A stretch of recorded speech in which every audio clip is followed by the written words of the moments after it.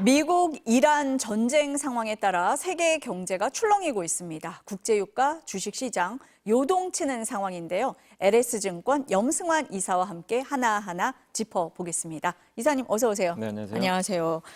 요즘에 한국 주식시장은 사이드카와 함께 개장한다라는 말이 있을 정도로 정말 급등락을 반복을 하고 있습니다. 그제 어제 많이 떨어졌는데 오늘은 또 굉장히 오르고 있더라고요. 어떤 요인입니까? 사실 오늘도 또 사이드카가 또 발동이 됐거든요. 네. 그러니까 이제 증시가 이제 냉탕 온탕을 왔다 갔다 하는데 결국에 이제 이란 전쟁 요 이후에 국제 유가 따라서 좀 급등락하는 것 같아요. 그러니까 유가가 어제 같은 경우는 급등을 했었죠. 뭐 이 서부 텍사스산 중진료 기준으로 $100를 넘다 보니까 어제 국내 증시는 이제 지수가 마이너스 8%까지 폭락을 했었는데 오늘은 이제 아까도 뉴스에 나왔지만 트럼프 대통령이 전쟁이 꽤 빨리 끝날 것 같다. 이렇게 해서 국제유가가 또 $80대까지 한번 빠졌었거든요. 이제 그거를 또 시장 호재로 받아들인 거죠. 그러다 보니까 이제 오늘은 또 어제 빠진 거의 일부를 좀 회복하는 양상인데, 그러니까 밤사이에 트럼프 대통령이나 이런 좀 발언이나 또 이란의 어떤 이제 뭐 호르무즈 해협, 뭐 위협이라든가 이런 뉴스가 어떤 날은 또 좋게 작용하지만 어떤 날은 또 악재로 작용하기도 하면서 사실 우리가 예측할 수는 없잖아요. 근데 그런 것들이 아침에 그대로 반영되면서 시장이 이렇게 변동성 커지고 있다라고 보시면 되겠습니다. 지금 이사님 말씀대로라면은 국제유가가 지금은 굉장히 중요한 요인이다 네. 이렇게 말씀을 하셨습니다. 어제는 $100 넘었는데 오늘은 $80 선이다 이렇게 말씀을 하셨어요. 안심해도 됩니까? 네, 아직은 완전히 안심하기 좀 어렵고요. 실제로 아직 뭐 호르무즈 해협에 배가 지금 아직은 정상적으로 다니는 건 아니잖아요. 그러니까 트럼프 대통령이 뭔가 좀 출구 전략을 얘기는 한 것 같은데 핵심은 그거죠. 전쟁이 그래도 우리 생각보다는 좀 빨리 끝나지 않겠냐. 그래서 막연하죠. 사실 뭐 구체적인 내용은 아직 없어요. 그래서 유가가 이제 $100 넘어갔던 부분을 좀 되돌렸지만 전쟁 전에 국제 유가가 $65였거든요. 근데 지금 아까 잠깐 보니까 $90 정도 왔다 갔다 하더라고요. 아직도 굉장히 높죠.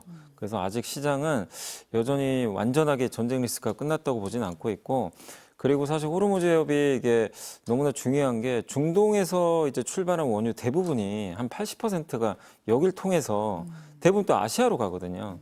근데 여기가 지금 사실상 이제 마비가 됐고 대체 우회할 수 있는 이 사우디 통한 이제 우회로도 있긴 한데 여기가 2천만 배럴이 만약에 하루에 통과한다면 그 우회로 아무리 많이 해봐야 630만 배럴 정도 된다고 하더라고요. 그러니까 대체가 사실 좀 당장 불가피하거든요. 그래서 사실 시장에서는 이제 생각하는 게 뭐냐면 전쟁이 지속되더라도 호르무즈 해협만 이게 딱 뚫리면 국제유가는 급격하게 떨어질 수 있는데 아직은 트럼프 대통령의 말만 가지고는 이렇게 예전처럼 돌아가기는 아직은 좀 확인할 게 있다 보니까 시장은 지금 아직은 반신반의하는 그런 모습인 것 같습니다.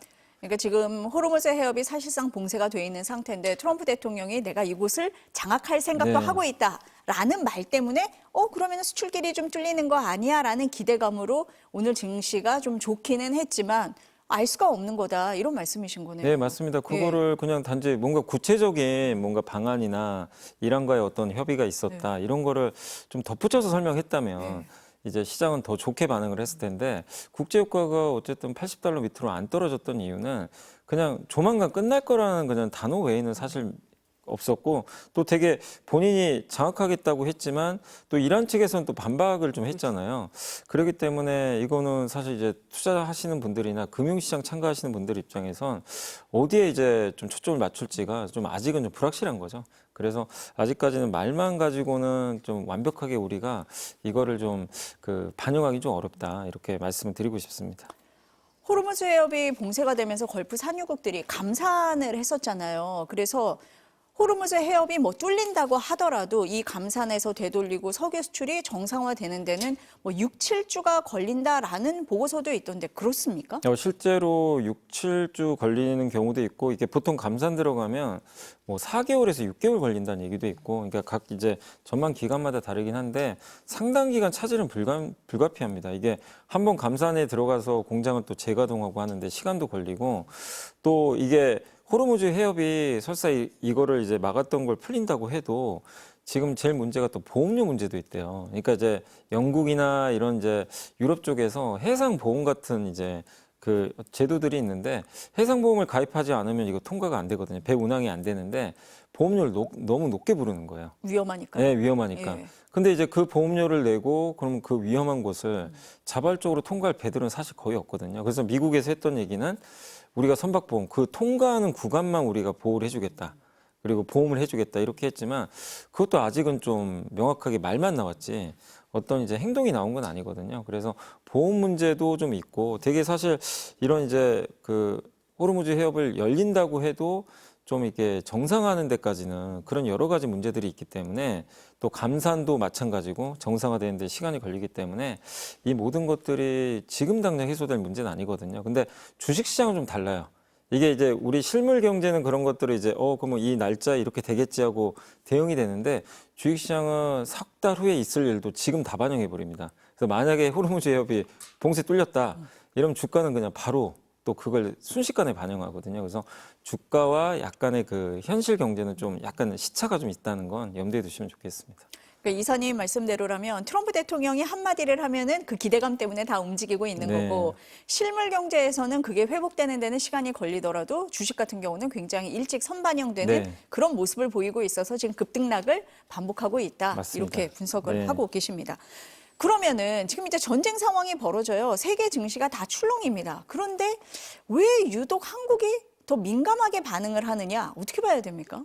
그러니까 사실 세계 주식시장에서 항상 이제 한국 증시를 좀 풍향계라고 많이들 불러요. 되게 민감해요. 또 우리나라 산업 구조 자체가 경기에 되게 민감한 구조입니다. 그러다 보니까 외부 변수에 되게 취약하고 또 특히 우리나라는 기름 한 방울 나지 않는 국가잖아요. 또 거기다 최근에 또 환율도 높고 이러다 보니까 좀 대외 변수에 되게 취약하죠. 그리고 이렇게 보통 이런 전쟁 리스크 나면 달러부터 살려는 좀 심리들이 강하다 보니까 위험 자산인 또 한국 증시에 돈을 빼려는 그런 것들이 이제 과거에 다른 나라에 비해서 좀 심했던 것 같은데 근데 올해 유독 더 심했던 건 사실 올해 연초 이후로 전쟁 전에 코스피가 2달이었죠. 2달 동안 무려 45%나 올랐었거든요. 나스닥 지수가 마이너스였고 일본 니케이 지수가 같은 기간에 한 10%밖에 안 올랐어요. 그러니까 한국 증시가 압도적으로 또 성과가 좋다 보니까 좀 과열 우려가 있었거든요. 근데 이렇게 과열은 언젠가는 시켜야 되는데 그 시키는 과정에서 이란 전쟁이 터지니까 이거를 이제 과격하게 또 반영을 한 것 같아요. 그러니까 한마디로 한국의 좀 그 전반적인 어떤 산업 구조, 이 대외 변수에 취약하다는 요 점하고 그다음에 주가 지수가 상당폭 좀 너무 올랐다는 그런 두 가지가 겹쳐서 이렇게 변동성을 굉장히 좀 키웠던 거 아닌가라고 생각을 하고 있습니다. 그동안 지금 이제 코스피가 많이 올랐던 주역이 반도체 업종이잖아요. 근데 이번 전쟁 상황에서 보니까 반도체 업종도 급등락을 반복을 하고 있던데 전쟁으로 인한 어떤 직접적인 요인이 있는 겁니까? 아니면 전반적인 금융시장에서 다 떨어지고 다 올라가고 하는 상황을 같이 이렇게 타고 있는 겁니까? 일단은 사실 직접적인 영향은 사실 좀 떨어져요. 반도체는. 왜냐하면 반도체가 뭐 원유 가지고 뭘 만드는 것도 아니고 사실 그리고 또 이란 전쟁 나서 유가 오른다고 갑자기 뭐 미국의 뭐 엔비디아라든가 여기에 대한 칩 수요가 줄어드는 건 당장은 아니거든요. 근데 이제 시장은 이제 이런 것들을 왜 이렇게 급격하게 좀 반영을 하냐면 결국 이 모든 게 유가가 이렇게 자꾸만 오르게 되면 우리가 2022년 우크라이나 전쟁 봤잖아요. 그때 인플레이션 발생해서 금리를 정말 과격하게 올렸죠. 금리가 이렇게 올라가니까 당장 이제 여기 시청하시는 시청자분들도 당시에 대출이자 올라가니까 내 소비를 줄입니다. 그럼 무슨 일이 발생하면 스마트폰 소비도 줄이게 되고 그러니까 필수 소비 외에는 모든 게 줄어들고 기업들도 마찬가지거든요. 데이터 센터를 뭐 예를 들면 1조 원 주고 투자를 하려고 맘먹었다면 유가가 너무 올라가서 금리가 만약에 오르잖아요. 연기시켜 버리죠. 그러니까 이게 아직은 좀 막연할 수 있지만 이런 이제 걱정을 하기 시작한 거죠. 그래서 아까도 말씀드린 주식시장은 먼 미래의 걱정도 일단은 그게 뭔가 노출이 되면 그게 사실이 아니더라도 일단 먼저 반영해 버려요. 그러다 보니까 이제 삼성전자 하이닉스도 지금 사실 딱 따지고 보면은 악재는 아니거든요. 이란 전쟁이 삼성과 하이닉스에 명확하게 뭘 준 건 아니에요. 근데 그런 불확실성을 이제 한 번에 지금 반영하다 보니까 시장이 이렇게 뭐 반도체주도 같이 이제 좀 어떻게 보면 매도가 나왔다 이렇게 보고 있습니다. 그러면 이사님 보시기에 반도체 슈퍼사이클 기대감은 여전하다 이렇게 보십니까? 네, 저는 여전히 예. 좀 반도체 슈퍼사이클은 유효하다고 보는 게 결국 좀 이제 우려되는 거는 혹시 고유가가 뭐 $100 이상 돼가지고 몇 달 지속돼가지고 금리 인상을 혹시 한다 미국이 그러면 미국의 빅테크들도 투자를 좀 지연시킬 수도 있어요. 데이터 센터. 그러면 그때는 충격을 받겠지만 지금 오늘 사실 트럼프 대통령의 어떤 구체적인 그런 건 아니지만 본인 말로는 어쨌든 지금 전쟁 빨리 끝날 거다. 뭔가 출구 전략을 얘기는 한 건 맞거든요. 그러면 $100 이상의 고유가가 지속될 가능성은 좀 현저히 떨어졌다고 보거든요. 그리고 오늘도 이제 그런 뉴스가 나오니까 바로 미국의 반도체주들이 다 급등해 버렸어요. 그걸 본다면 빅테크가 어쨌든 여기서 그럼 갑자기 지금 분위기가 좀 바뀌고 있는데 데이터 센터 투자를 좀 우리 줄이겠습니다. 지연시키겠습니다. 이럴 가능성은 사실 높지 않다고 저는 보고 있고 또 오히려 지금 이번에 전쟁으로 인해서 하메네이가 그 공습 첫날 바로 죽었잖아요. 그때 이제 그걸 찾아냈던 게 AI가 역할을 했거든요. 그래서 지금 전 세계 정부가 AI 저는 투자를 더 많이 할 수 있는 어떤 이제 사건이 생긴 거 아닌가 이런 전쟁 때문에 투자를 우리도 AI 하긴 해야 되는 좀 미뤘던 국가들이라면 이번 전쟁을 보고 이거 AI 투자 늦으면 진짜 국력이 이제 뒤처지겠구나. 그런 걸 좀 확인시켜준 저는 전쟁이라 보거든요. 그래서 오히려 전쟁이 좀 빨리 끝난다면 AI 투자는 더 늘어날 수밖에 없지 않나. 저는 그렇게 보고 있어서 뭐 이 이슈도 이슈지만 이거랑 좀 별개로도 반도체에 대해서는 여전히 슈퍼사이클은 저는 계속 이어질 거라고 생각은 하고 있습니다. 사실 뭐 코스피가 많이 오른 게 반도체를 비롯해서 이 대형주들이 이끌고 갔잖아요. 이 대형주 위주로 시장이 구성이 되다 보니까 우리 주식시장이 좀 취약한 거 아닌가? 이렇게 보시는 분들도 있던데 어떻습니까? 근데 이거는 예. 이제 많은 분들이 그런 쏠림을 되게 걱정들은 하세요. 네. 저도 이제 질문을 많이 받는데 사실은 근데 이게 정상입니다. 이 쏠림이 이게 잘못된 게 아니고 우리만 쏠린 게 아니고요. 지난 3년간 보시면 미국 증시가 나스닥 중심으로 올랐을 때 그 흔히 M7이라 그러죠. 미국의 빅테크 7개. 그 기업들이 정말 독보적으로 올랐고 사실 그 미국 증시가 그렇게 좋은데도 일부 뭐 나이키라든가 이런 일부 기업들은 소비재 기업들은요. 주가 반토막이 나 있어요. 그러니까 우리가 주식 투자를 이렇게 생각하실 때 보셔야 될 건 뭐냐면 이 강세장일수록 몇몇 특정 아주 시가총액이 큰 기업들이 늘 이끕니다. 그게 이상한 게 아니고 그런 식으로 항상 시장 움직였어요. 그래서 언젠가는 그 쏠림이 이제 이렇게 펴지게 되는데 강세장에선 유독 그게 심해요. 근데 심한 거는 또 결국엔 또 반작용이 나와서 이번처럼 이렇게 좀 부러지는 흐름도 나오지만 주식시장의 그 메커니즘 자체가 그렇게 움직이니까 이거 잘못됐어. 이거는 위험해. 너무 이렇게 생각하시보다는 시장 자체가 항상 그렇게 움직인다는 걸 좀 이해하시고 바라보시면 좋을 것 같습니다. 정부에서는 코스닥도 활성화하겠다라고 지금 얘기를 하고 정책을 마련을 하고 있잖아요. 성과가 있을 거다 이렇게 보십니까? 저는 성과는 있을 거라고 보는 게 왜냐하면 이제 코스피 5천을 얘기를 했는데 실제로 지금 6천까지 가버렸어요. 근데 그리고 나서 민주당 이제 그 코스피 5천 특위에서 뭐 뉴스가 나왔었죠. 당시에 코스닥 3천을 목표로 한번 해보겠다. 근데 그리고 나서 일주일 정도 지났을 때 개인 투자분들이 코스닥에 관련된 ETF를 정말 엄청나게 사셨거든요. 한 5조 가까이 사셨더라고요. 이건 뭐냐면 이제 이 금융과 관련된 정부 정책을 신뢰하기 시작했어요. 지금 이 우리 한국의 국민들이. 그렇기 때문에 이번 활성화 정책도 정부가 갑자기 중단하는 것만 아니면 저는 성공할 가능성이 높은데 다만 이제 좀 우려되는 건 뭐냐면 뭐 연기금이라든가 이런 ETF나 이런 거 출시해서 수급적으로 이렇게 좀 어떤 이제 우호적인 정책들이 나와서 코스닥이 올라갈 수는 있는데 수급만 가지고 올라가는 건 한계가 있거든요. 결국엔 정부가 또 정책적으로 옥석 가리기도 해야 되고 사실 코스피가 이렇게 올라간 거는 정부가 잘한 것도 있는데 사실 반도체라는 또 좋은 성과가 있었잖아요. 그러니까 코스닥도 이렇게 질적인 성장을 하기 위해선 거기 상장된 기업들이 또 돈을 많이 버는 시스템이 구축돼야 되거든요. 그래서 일단 저는 성공할 거라고는 생각은 하지만 수급만 가지고 올라가는 건 분명히 한계는 있기 때문에 정책적으로 그런 것들을 얼마나 돈을 벌 수 있는 구조를 만들지 그런 좀 숙제는 남아 있는 것 같습니다. 이사님이 앞서서 말씀하실 때 국제유가가 전쟁 전에 비하면 많이 올라 있는 수준이다라고 말씀을 하셨잖아요. 그래서 인플레이션을 얘기하시는 분들도 있는데 그 우려는 없습니까? 인플레이션은 일단 있을 수밖에 없는 게 $60일 때는 지금 우리나라가 지난 2월에 소비자 물가가 한 2% 정도 했거든요. 근데 굉장히 좀 안정적이죠. 근데 이제 지금 뭐 최근에 다양한 뭐 전망들도 나오고 있지만 한 증권사 자료를 또 이렇게 잠깐 보고 왔는데 국제유가 이게 $80대잖아요, 지금. 여기서 장기간 유지가 된다면 일단 물가 상승률이 올라갈 수밖에 없거든요. 그러면 한 2.6%까지, 2%인데 0.6% 정도 오르는 거죠.